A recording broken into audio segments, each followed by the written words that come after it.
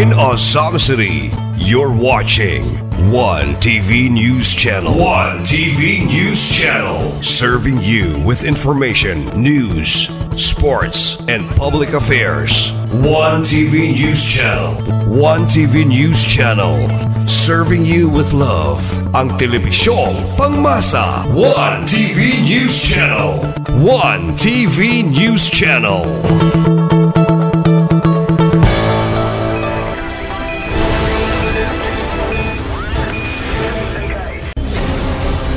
One TV special report.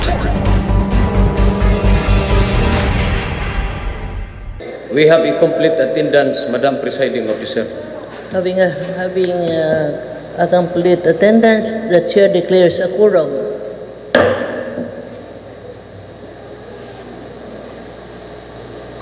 Once again, good afternoon.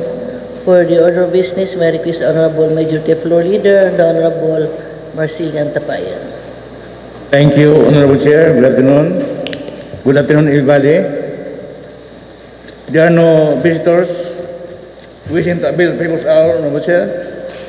We'll proceed to item number 5, approval of the agenda for the day.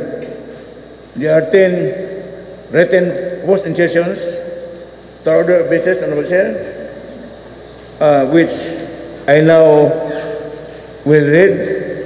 Number 1, letter of ROIC City Mayor Atty. Samuel D. Puentes requesting his office body to pass a resolution authorizing the local chief executive to enter into and sign in behalf of San City the deed of donation with acceptance of the tablets for the teachers of the Department of Education School Division of San City, confirming and notifying any and all acts in relation thereto. Number 2, written request for insertion is a resolution approving the 2020 Census of Philippine Business and Industry from 22 April to 17 May 2024 and 2020 Input-Output Survey of Philippine Business and Industry from 29 April to 31 July 2024 by the PSA Provincial Office in Osamis City.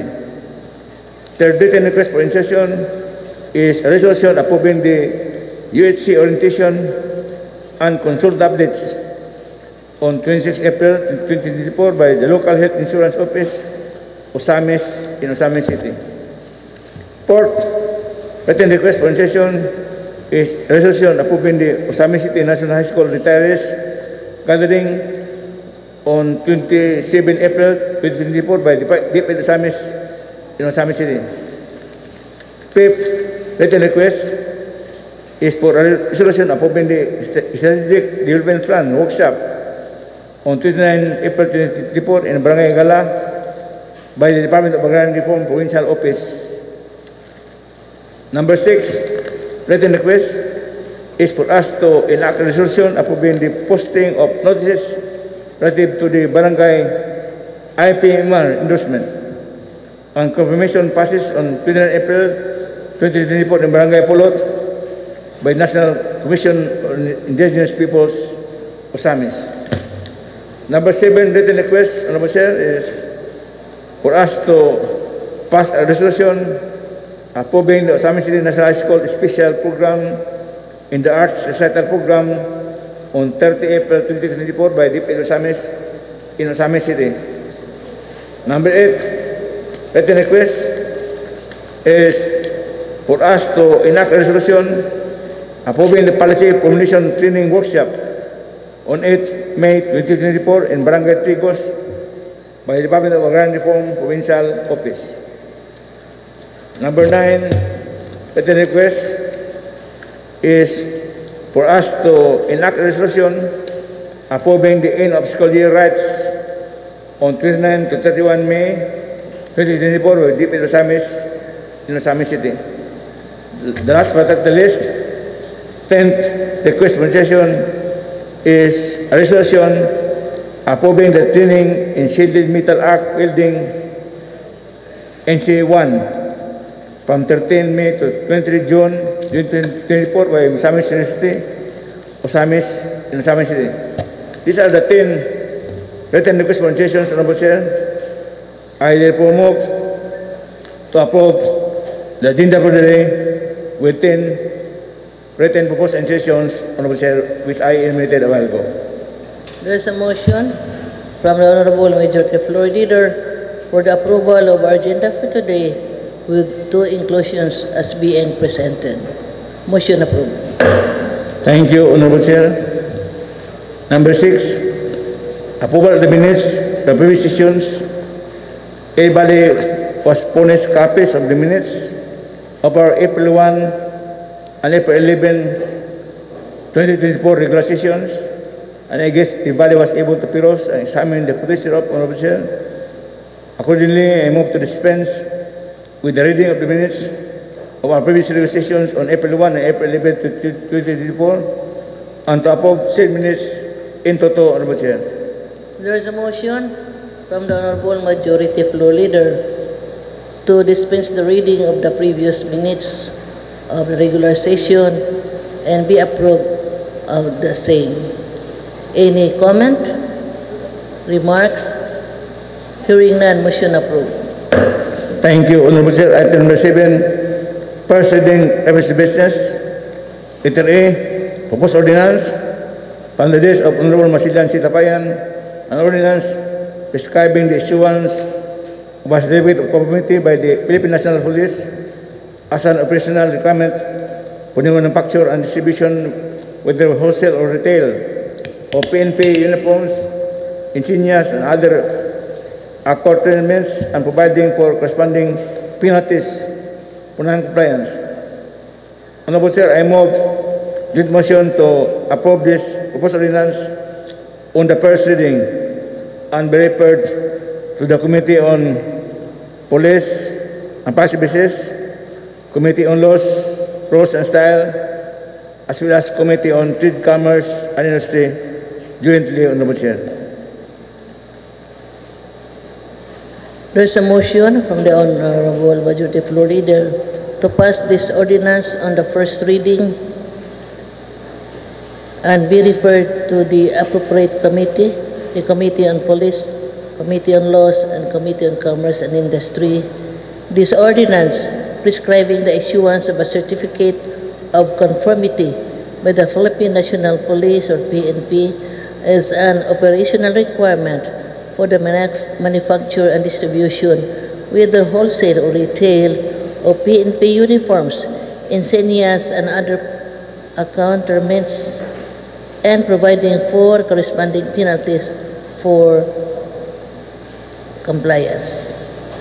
Any remarks?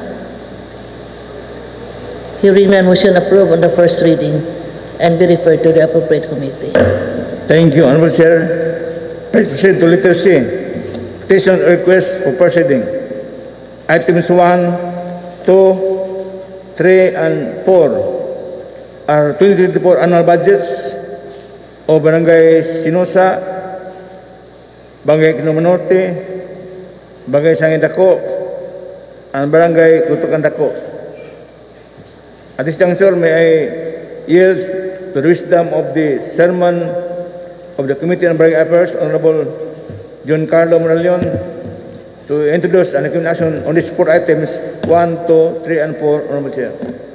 The Honorable John Carlo, you are now recognized by the Chair for the appropriate motion on items 1 to 4 on the petitions or requests.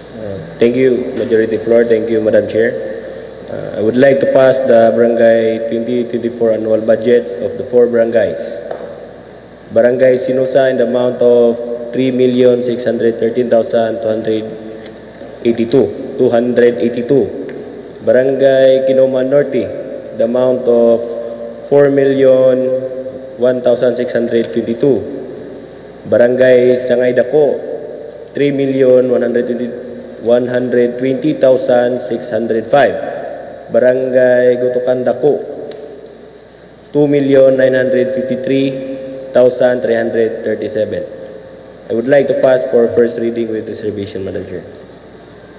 Move on first reading with reservations. Motion approved.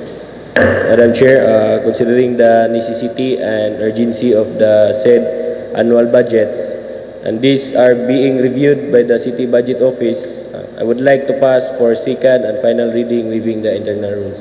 Madam Due Chair, to thank the you. urgency of this request, these 4 items on the petitions and requests as being moved by the Honorable Moralion be passed on the second and final reading, waiving the internal rules.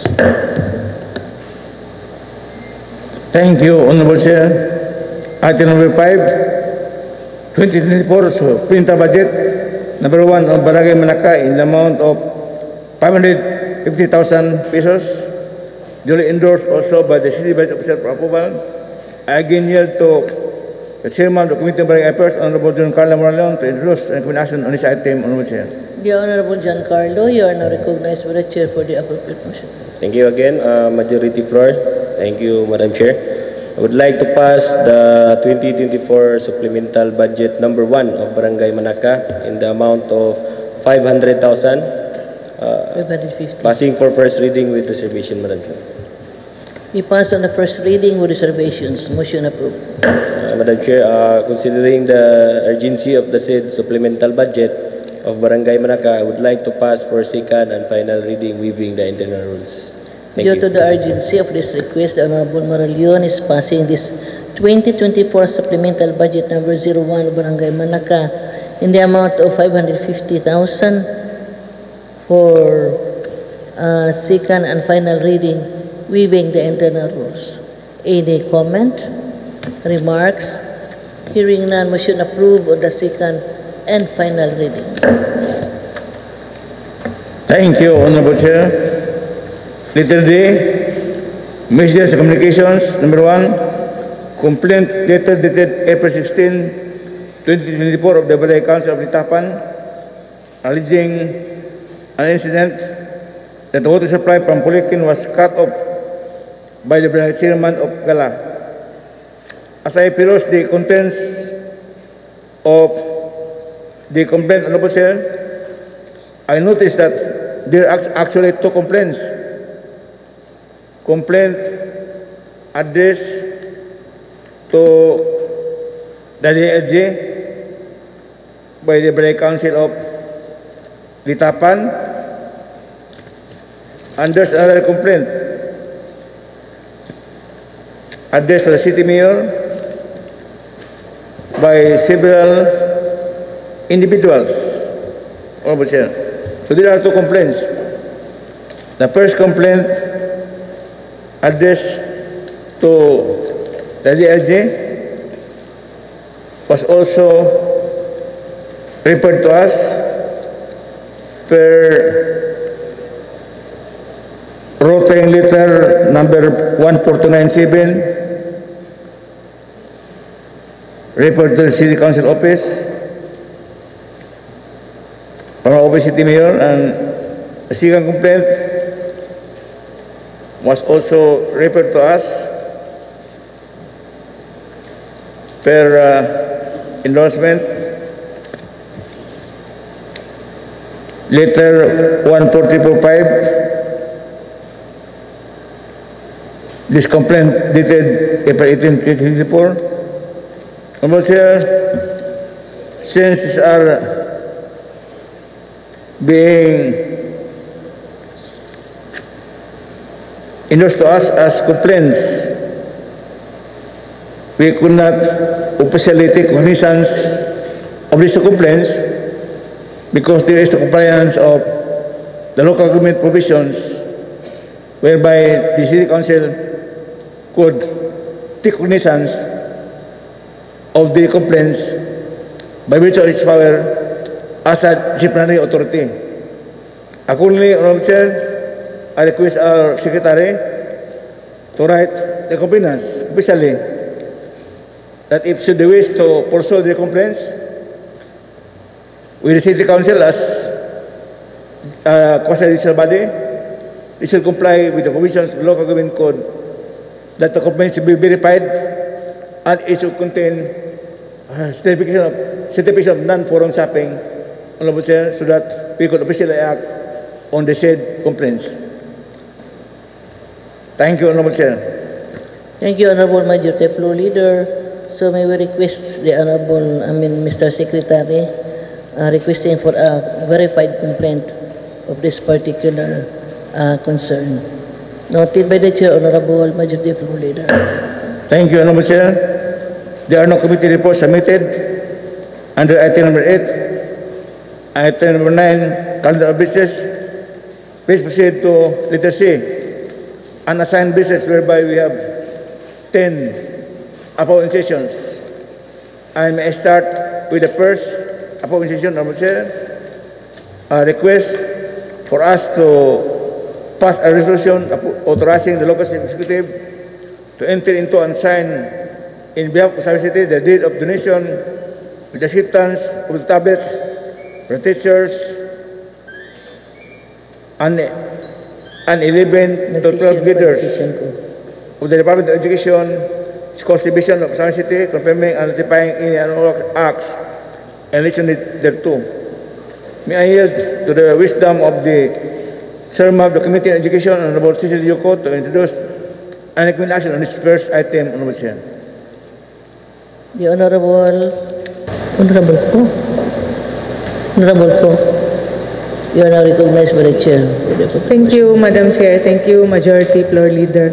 So I move to pass a resolution authorizing the local chief executive or the city mayor to enter into and sign in behalf of Osamis City the deed of donation with acceptance of the tablets for the teachers, including the non-teaching and teaching-related personnel, and 11 and 12 graders of the Department of Education, Schools Division of Osamis City, confirming and ratifying any and all acts in relation thereto on first reading with reservation. Move on first reading with reservations. Motion approved. Thank you, Madam Chair. Due to the necessity of this program for teaching and performance enhancement and for the teachers and for the benefit of the grade 12 and grade 11 students of our under the Department of Education, Schools Division of Osamis City, I move to pass this resolution on second and final reading, waiving the internal rules. Due to the urgency of this request, the Honorable Co is passing this on the second and final reading, waiving the internal rules. Is there any comment? Remarks? Hearing none, motion approved on the second and final reading, waiving the internal rules. Thank you, Honorable Chair. Appointation number 2, a resolution approving the 2023 census of Philippine business and industry from 22 April to 17 May 2024 and 2020 input-output survey of Philippine business and industry from 29 April to 31 July 2024 by PSA Provincial Office in Osamis City. And I yield to the Chairman of the Committee on Trade, Commerce and Industry, Honorable Catherine Sidim, to introduce and recommend action on this item, Honorable Chair. The Honorable Catherine Lim is now recognized by the Chair for the appropriate motion. Thank you, Madam Chair. I would like to pass a resolution on joint motion approving the 2023 census of Philippine business and industry from 22 April to 17 May 2024 and 2023 input-output survey of Philippines business and industry from 29 April to 31 July 2024 by PSA Provincial Office in Osamis City for first reading with reservation. Move for first reading of reservations. Motion approved. Thank you, Madam Chair. Due to its public interest, I would like to pass this in second and final reading, waiving the internal rules. Due to the urgency of this request, the Honorable Lim is passing this on the second and final reading, waiving the internal rules. Is there any comment? Remarks? Hearing none, motion approved on the second and final reading, waiving the internal rules. Thank you, Honorable Chair. Appointation number 3, a resolution approving the UHC orientation and consult updates on 26 April 2024 by Local Insurance Office, Osamis, in Osamis City. Again, I yield to Chairman of the Committee on Public Health and Sanitation, Honorable Catherine Silim, to introduce an examination on this item, Honorable Chair. The Honorable Catherine Lim is now recognized by the Chair for the appropriate motion. Thank you, Madam Chair. I would like to pass a resolution on joint motion approving the UHC orientation and consulta updates on 26 April 2024 by the Local Health Insurance Office, Osamis in Osamis City, for first reading with reservation. Move for first reading, reservations. Motion approved. Thank you, Madam Chair. Due to its urgency, I would like to pass this for second and final reading, waiving the internal rules. Due to the urgency of this request resolution, the Honorable Lim is passing this on the second and final reading, waiving the internal rules. Is there any comment, remarks? Hearing none, motion approved on the second and final reading. Thank you, Honorable Chair. Upon session number 4, a resolution approving the Osamis City National High School retirees gathering on 27 April 2024 by DPL Osamis in Osamis City. Again, I yield to the Chairman of the Committee on Education, Honorable Cecil Yuko, to introduce and recommend action on this item, Honorable Chair. The Honorable Cecil is now recognized by the Chair for the appropriate motion. Thank you, Madam Chair. Thank you, Majority Floor Leader. I move to pass a resolution approving the Osamis City National High School retirees gathering on April 27, 2024 by the DepEd Osamis in Osamis City for first reading with reservations. For first reading with reservations, motion approved. Thank you, Madam Chair. Since the activity will be held on April 27 at the Osamis City National High School covered court, I move to pass this resolution on second and final reading, waiving the... Due to the urgency of this request, the Honorable Co is passing this resolution approving the Osamis City National High School retirees gathering on 27 of April 2024 by DepEd Osamis in Osamis City. Move for its approval on the second and final reading, waiving the internal rules. Any comment, remarks? Hearing none, motion approved on the second and final reading. Thank you, Honorable Chair. Upon session number 5, a resolution approving the Strategic Development Plan Workshop on 29 April 2024 in Barangay Gala by the Department of Agrarian Reform Provincial Office. I now yield to Chairman of the Committee on Agriculture and Agrarian Reform, Honorable Sani Wamina Jr. to introduce and recommend action on this item, Honorable Chair. The Honorable Sancho Waminal is now recognized by the Chair for the appropriate motion. Thank you, Madam Chair. Thank you, Majority Floor Leader. Good afternoon, everyone. And this sample representation would like to move a resolution approving the Strategic Development Plan Workshop on 29 April 2024 in Barangay Gala by the Department of Agrarian Reform Provincial Office. Be approved on first reading with reservation, Madam Chair, on joint motion. Move for first reading with reservations. Motion approved. Thank you, Madam Chair. For the sake of public welfare and given its utmost urgency, may I therefore move that the same be approved on second and final reading, waiving the internal rules of this Sangguniang. Thank you. Due to the urgency of this request resolution, the Honorable Waminal is passing this request resolution approving the Strategic Development Plan Workshop on 29th of April 2024 in Barangay Gala by the Department of Agrarian Reform Provincial Office for second and final reading, waiving the internal rules. Any comment, remarks? Hearing none, motion approved on the second and final reading, waiving the internal rules. Thank you, Honorable Chair.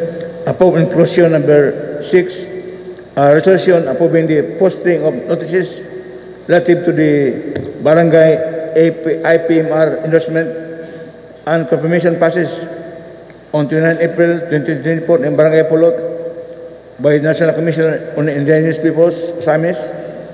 I now yield to the Chairman of the Committee on Indigenous Peoples Honorable Bayer Linda Bation to introduce and recommend action on this item. Honorable Chair. The Honorable Relinda Bation is now recognized by the Chair for the appropriate motion. Thank you, Madam Chair and Majority Floor Leader. Madam Chair, I would like to pass a resolution approving the posting of notices related to the Barangay IPMR endorsement and confirmation process on April 29, 2024 and Barangay Pulot by the National Commission on Indigenous Peoples in Asami City. I move to pass this for first reading with reservation, Madam Chair. Move for first reading with reservations. Motion approved.